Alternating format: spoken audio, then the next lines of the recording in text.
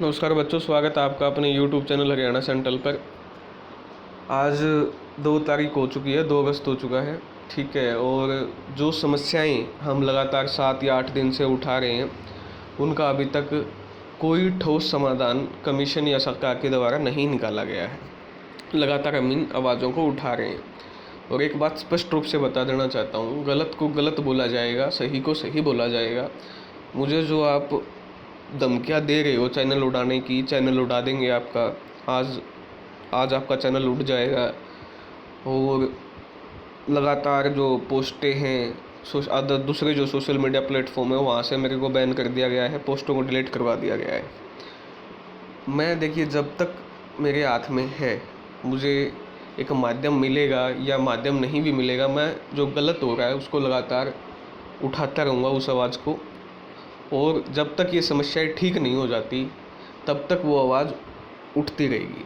हमारी किसी से क्या परेशानी है, हम ये कह रहे हैं कि भैया तुम 8 6 7 प्रॉब्लम है, इनको तुम समाधान कर दो।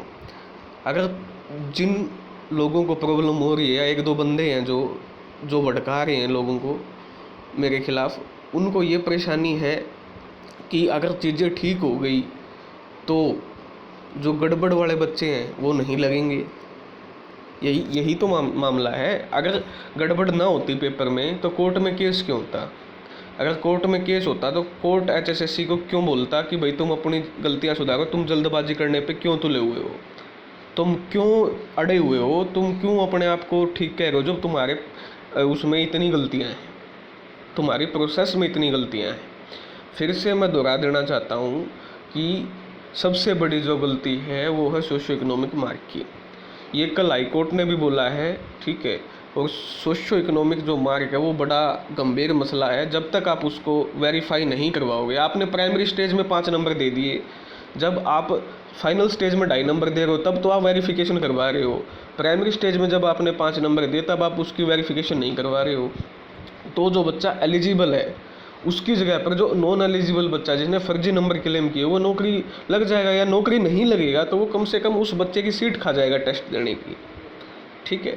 तो सबसे बड़ी ये प्रॉब्लम हम लगातार 5 दिन से सुझाव दे रहे हैं। कम से कम हमारा ही सुझाव मान लेते चेयरमैन या चेयरमैन के चमचे, तो कम से कम ये प्रॉब्लम ना होती है। सबसे बड़ा सुझाव ये है कि आप डॉक्यूमेंट वेरिफिकेशन पहले करवाइए एग्ज़ाम से, और जब ये डॉक्यूमेंट वेरिफिकेशन हो जाएगी तो आपका जो फर्जी बच्चे हैं वो बाहर निकल जाएंगे। आपको कोई कुछ गलत थोड़ी कह रहा है इस मामले में। जो ये फर्जी बच्चे हैं बाहर निकल जाएंगे, इनकी जगह जो एलिजिबल बच्चे हैं वो आ जाएंगे। उसके बाद जो सबसे बड़ी प्रॉब्लम है वो आप 12 गुना EWS और 12 या 10 गुना 11 के गुना BCB, आपने 4 गुना रूल की धज्जियाँ उड़ाई हैं, ठीक है। अभी तक अगर आप इतने ही सच्चे होते तो आप इस रूल की अभी तक नोटिस आ जाता कि भाई हमने 4 गुना का ये रूल लगाया है। आपने इस रूल की धज्जियाँ उड़ाई और आप पेपर लेने पे तुले हुए हो। मुझे शर्म की बात है भाई, इतनी मतलब लिखित में समझा चुके हैं, ये मामला कोर्ट में जा चुका है, कोर्ट ने 4 अगस्त तक का टाइम दिया है आपको, उसके बाद इस कंडीशन पे आप बच्चों का पेपर ले रहे हो, मतलब मानने को तैयार नहीं है। कल मतलब न्यूज़पेपर में आई हुई है कि बसें फ्री कर दी गई है हरियाणा के बच्चों के लिए एग्ज़ाम देने के लिए। ये तो बहुत अच्छा डिसीजन, कम से कम इस पहले तो इन गलतियों को तो सुधार लो। एग्ज़ाम तो तुम चाहे आज इन गलतियों को सुधार लो, एग्ज़ाम चाहे तुम 5-6 को ले लो। हम ये कह रहे हैं कि जनरल के बच्चे को 12 गुना बुला लो, SC के बच्चे को 12 गुना बुला लो, BCA के बच्चे को 12 गुना बुला लो, और एग्ज़ाम आप 5-6 तारीख को ले लो, कोई आपको रोक नहीं रहा है। लेकिन इक्वालिटी तो दिखाइए कम से कम। EWS के 12 गुना ले लिए, BCB के आपने 10 या 11 गुना ले लिए, बाकी के 4 या 5 गुना हैं। आपकी जो गुणा की कंडीशन है, जो आपकी पॉलिसी में लिखा, उसकी तो धज्जियाँ उड़ा दी आपने, और आप इस चीज़ को मानने को तैयार नहीं है। 5 या 6 तारीख को पेपर लेने पे तुले हुए हैं, और भास्कर अखबार में मतलब ये न्यूज़ आई है, भास्कर में आपको प्रूफ भी दिखा दूंगा कि 5-6 तारीख को जो किराया है वो माफ़ है, और मनोहर लाल खट्टर ने कहा कि 5-6 तारीख को ही पेपर लेना है चाहे कुछ भी हो जाए। तो आप ना तो कोर्ट की मान रहे हो, ना बच्चे आपको जो सलाह दे रहे हैं, जो आपको लिखित में दे ली, जो आपको 1 साल से समझा रहे हो, उनकी मान रहे हो। सबसे बड़ी समस्या है 12 गुना EWS के 10 गुना। अगर पेपर लेना है 5-6 को तो कम से कम 12 गुना जनरल के बुलाइए, 12 गुना SC के बुलाइए, 12 गुना BCA के बुलाइए। उससे बड़ी जो तीसरी समस्या आपने 29 प्रकार की कैटेगरी थी, ठीक है। 29 प्रकार की कैटेगरी थी ग्रुप नंबर 56 में, जो स्पेसिफिक एजुकेशन की थी, जिनकी कुछ अलग क्वालिफिकेशन है या एजुकेशन है। एग्जाम्पल के तौर पर फीमेल सुपरवाइजर है कैटेगरी नंबर 332, इसमें सिर्फ फीमेल को लेना है। जूनियर प्रोग्रामर की है, कानून गो की 367 है, फील्ड असिस्टेंट की है 359, रिसेप्शनिस्ट की, ऐसी ऐसी बहुत सारी वैकेंसीज है। आपने अखबार में तो कल कह दिया कि इनकी कट ऑफ कुछ पोस्टों की 80 तक गई है, नोटिस में आप लिखते हो कि इनकी पोस्ट 65 से ऊपर या 61 से ऊपर मानी जाए, 65 से ऊपर बाकी कैटेगरी में, 61 से ऊपर एससी के केस में। जब ये स्पेशल क्वालिफिकेशन है तो आपको इनकी अलग कट ऑफ बतानी पड़ेगी, और ये मामला भी कोर्ट में जा चुका है। कोर्ट ने कल बोला है, वकील साहब जो बता रहे हैं डिफरेंट यूट्यूब के चैनल के माध्यम से, उन्होंने यही कहा कि आप सभी कैटेगरी की अलग कट ऑफ लगाइए। लेकिन आपको क्या है, आपको तो 5-6 का पेपर लेना है, कौन तो आपको सलाह दे रहा है? इतने मूर्ख तो आप भी नहीं हो, इतनी पढ़े लिखे हो आप, कम से कम आप स्टेप एक साइड हट जाओ पद से कि भैया जो गलत मेरे से करवा रहे हो मैं इसका साथ नहीं दूंगा। उसके बाद सबसे बड़ी समस्या, ग्रुप नंबर 56 का जो आप एग्ज़ाम ले रहे हो, इतनी मूर्खता आप कैसे कर सकते हो? 32,000 जो बच्चे हैं वो +2 पास हैं, यानी ग्रुप नंबर 57 के जो बच्चे हैं वो सारों ने मतलब जो ग्रुप 56 के बच्चे हैं उन्होंने सब ने +2 की है। जब उनने सब ने +2 की है तो वो ग्रुप 57 में एज इट इज एज बैठेंगे 27,000 की 27,000। तो ये सारे का सारा जो 27,000 बच्चे हैं इनका क्या होगा? रिपीटेशन होगा। ये क्या बात चेयरमैन को नहीं पता है? ये क्या बात उन 1-2 बंदों को नहीं पता है जो कमीशन के पानी मारते हैं, चेयरमैन के पानी मारते हैं, जो मतलब भटका रहे हैं बच्चों को, जो कमीशन को भटका रहे हैं, जो बच्चों की सही बातें कमीशन तक पहुंचने नहीं दे रहे, उनको क्या ये पता नहीं है कि ये 32-27,000 बच्चों का रिपीटेशन होगा? तो भाई ये बहुत बड़ी समस्याएं हैं। उसके बाद जो सबसे बड़ी समस्या वो नॉर्मलाइजेशन होगा मार्क्स की है ना। आपने ये बताया कि नॉर्मलाइजेशन कितने नंबर का हुआ है, कौन सी शिफ्ट को हार्ड मानना है, कौन सी शिफ्ट को इजी मानना है। 4-4 नंबर कम हुए बच्चों के, किसी के 3 नंबर, किसी के 2 नंबर, किसी के 1 नंबर ना। उनका रा स्कोर बताया आपने, बच्चों को पता है आंसर की में किसी बच्चे के 2 नंबर बढ़ रहे हैं, किसी के 3 बढ़ रहे हैं, अभी तक उसका समाधान नहीं किया, और आप कह रहे हैं कि हम पेपर लेंगे 5-6 को। मुख्यमंत्री को क्या ये इन बातों का पता नहीं है? क्यों मुख्यमंत्री आंख मूंद के बैठे हैं? मतलब अगर सरकार मुख्यमंत्री से नहीं चल रही है तो इस्तीफा दे दें।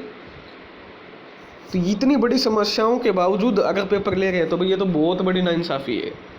इसका तो कोई इलाज ही नहीं है, मानने को तैयार ही नहीं है। लिखित में जा चुके हैं, कोर्ट में जा चुके हैं, आप ये देखिए कोर्ट की बात नहीं मानने को तैयार है वो।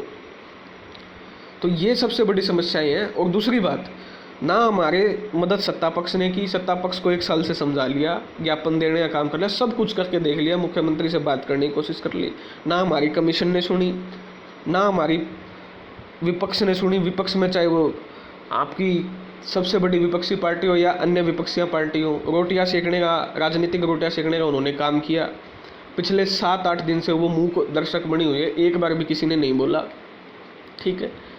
उसके बाद दुष्यंत चौटाला जी को 10 सीटें निकाल के दी, एक बार भी सीटें के मुद्दे पे नहीं बोला। अगर दुष्यंत चौटाला जी एक बार भी सीटें के मुद्दे पे बोल जाते, इनकी हिम्मत नहीं थी कि ये 3.5 लाख बच्चों के साथ धोखा करते। तो भाई धोखा सब ने दिया है, हर राजनीतिक पार्टी ने धोखा दिया है। उन्होंने प्रॉपर तरीके से हरियाणा के बच्चों की आवाज़ नहीं उठाई। और लास्ट में मैं मेरे हरियाणा के भाई बहनों से पूछना चाहता हूँ, अरे मेरे को ये तो बता दो क्या हरियाणा में पूरे भारत में 4 गुणाई कंडीशन कौन सी स्टेट में? एक भी स्टेट का नाम बता दो जहाँ 4 गुणाई कंडीशन है। इस चीज़ का कोई जवाब नहीं देता। मैं हरियाणा के युवाओं से पूछना चाहता हूँ, 5 नंबर किस बाहर की स्टेट को कौन सा स्टेट देता है? ये बता दो मुझे, कौन सा मुख्यमंत्री बाहर की स्टेट के युवाओं को 5 नंबर देता है? हरियाणा का हाईकोर्ट में अच्छे तरीके से उन्होंने पक्ष नहीं रखा और बाहर की स्टेट के 5 नंबर दिला दिए। तो इतनी बड़ी हरियाणा के युवाओं के साथ धोखाधड़ी की है। हरियाणा का युवा उसका जवाब लेगा। चुनाव के वक्त जो चुनाव होंगे, बटन हरियाणा के युवा को दबाना है, ठीक है ना। सत्ता पक्ष ने विश्वासघात किया, विपक्ष ने विश्वासघात किया है, सभी ने विश्वासघात मिलके किया है, ठीक है। ये बड़ी समस्याएं हैं, लगातार इन समस्याओं को उठा रहे हैं। इन समस्याओं का समाधान चाहे आप आज कर दो चाहे कल कर दो, पेपर 5-6 को ले लो, कोई भी समस्या नहीं है। ये जो सारी समस्याएं बताई हैं आप इनका समाधान करो, पेपर चाहे 5 अगस्त को ले लो, इसमें कोई भी बड़ी समस्या नहीं है। लेकिन आप इन समस्याओं का समाधान नहीं करोगे, ठीक है। ये देखिए आप, ये आपका है, ये नोटिस आप ध्यान से देख लीजिए। स्क्रीनिंग टेस्ट 5-6 को, यानी 5-6 को होगा। बसों में फ्री यात्रा कर सकेंगे अभ्यर्थी, मतलब इनको कोई भी नहीं रोक सकता एग्जाम लेने को।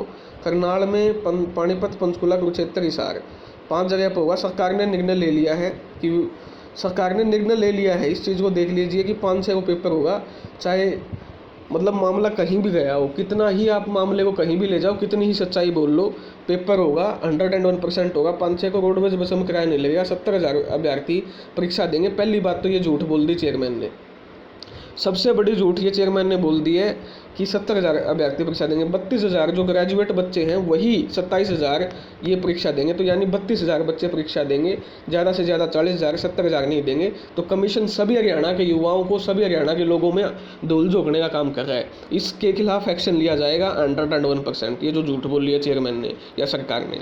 ठीक है, ये कल मुख्यमंत्री के साथ बैठक हुई है भाई, ये बताया गया है। ठीक है, जब मुख्यमंत्री के साथ बैठक हो ली तो चेयरमैन ने, शर्म आनी चाहिए, चेयरमैन ने ये नहीं बताया कि हरियाणा के बच्चों को इतनी प्रॉब्लम है, सर थोड़ा आप पेपर को पोस्टपोन कर दो या इसकी गलती सुधार लो। मतलब सबसे बड़ी गलती जो है चेयरमैन की है इसमें। जब उन्होंने बैठक कर ली, बैठक के बाद भी उन्होंने मुख्यमंत्री को नहीं समझाया, इसका मतलब मुख्यमंत्री ने हरी झंडी दे दी है। 5-6 अगस्त को आपका पेपर होगा, 101% होगा भाई।